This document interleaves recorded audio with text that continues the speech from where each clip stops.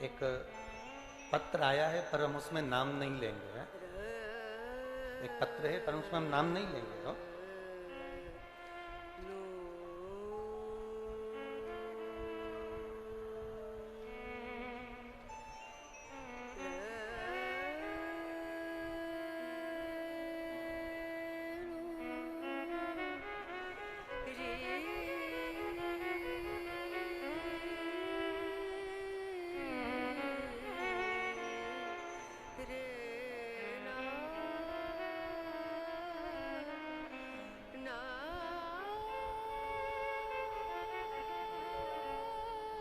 गुरुजी पत्र पे उसका नाम लिखा है, उसने नाम तो लिखा है पर हम उस बच्चे का नाम नहीं लेना चाहेंगे। गुरुजी मोबाइल नंबर भी इस पत्र पर है, मोबाइल नंबर भी है, नाम भी है, पर हम नहीं लेंगे। गुरुजी मेरे जीवन की एक घटना में वर्णन करना चाहता हूं।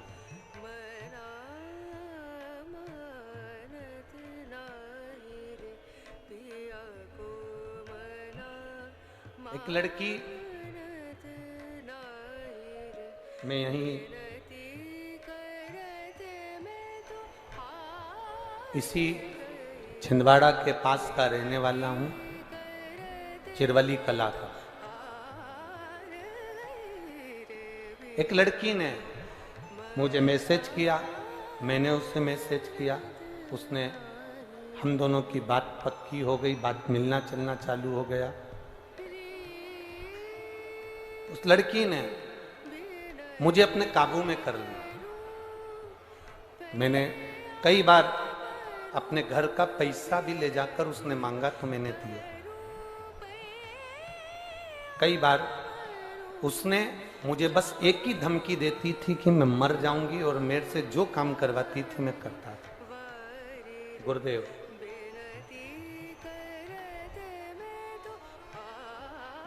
लगभग 1.5 महीने के अंदर उसने इतना परेशान कर दिया कि मैं हताश हो गया। तब मेरी माँ से मेरा चेहरा नहीं देखा गया। मेरी माँ ने मुझसे पूछ लिया, तो इतना खुश रहता था, आखिर तेरे को 1 महीने में ये क्या हुआ? मैंने अपनी माँ को सब कह दिया। गुरुजी आप कहते हो ना कि माँ गुरु होती है तो उसको बताना चाहिए।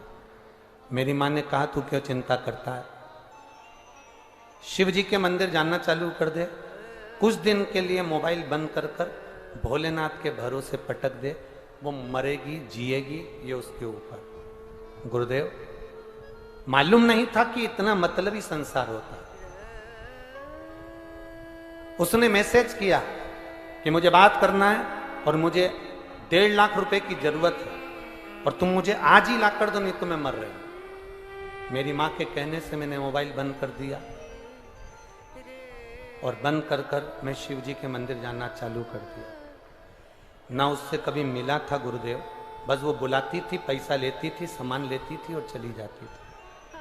पर गुरुदेव मेरी माँ तो माँ शिव जी के ऊपर इतना भरोसा करती थी, 1 महीने मैंने मोबाइल नहीं उठाया, बाबा के भरोसे श्री शिवाय नमस्तुभ्यम कहकर पटक दिया और बाबा के मंदिर जाने में ऐसा मन लग गया कि याद भी चली गई, विचार भी चले गए और गुरुदेव उससे पीछा भी छूट गया और उसने किसी दूसरे लड़के से शादी भी कर ली।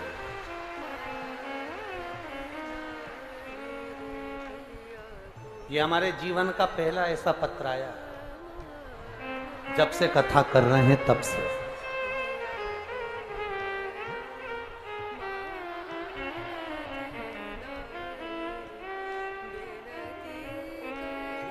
हम केवल बाबा को नमन करने आए।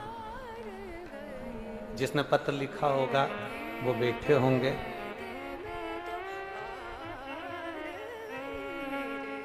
आपको साधुवाद है कि अब आपने अपनी माता से, अपनी मम्मी से, अपनी माँ से बात नहीं छुपाई, इसलिए उसका निर्णय निकल गया और आप उस निर्णय से पार हो गए। अपनी माता से आपने छुपाया नहीं, इसलिए पार हो गए। मान लो विपदा कि की बीमारी जब घड़ी पकड़ कर आए, रखी, आश्चर्य जैसे में शरीर में कोई गांठ हो गई या लीवर या किडनी किसी भी तरह से आपको तकलीफ दे रही है, डॉक्टर बोल रहा है कि डायलिसिस करना पड़ेगा या डॉक्टर बोल रहा है कि ये जांच के लिए जाएगी और हो सकता है कि इसमें कैंसर निकल सकता है या ये प्रॉब्लम हो सकती है, तब एक काम करना प्रारंभ कर, कुशोदक जल शिव जी को चढ़ाना प्रारंभ कर। एक जल के पात्र में कुश डालना, क्या डालना है? कुश, कुशा जो होती है उसका कुशा डाल दीजिए और उस कुशे को वापस निकाल लीजिए। 10 मिनट 20 मिनट तक उस जल के अंदर कुश पड़ा होना चाहिए। वो कुशा वापस निकालने के बाद में जिस व्यक्ति को रोग है और रोग का इलाज लग नहीं रहा हो या तकलीफ आ रही हो, तो कुशोदक जो जल होता है वो शिव जी को श्री शिवाय नमस्तुभ्यम बोलकर समर्पित करना चाहिए।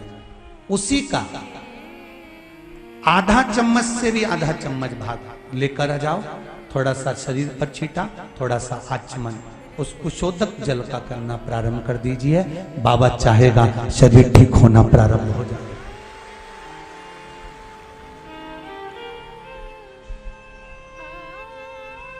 शिव को समर्पित करा गया।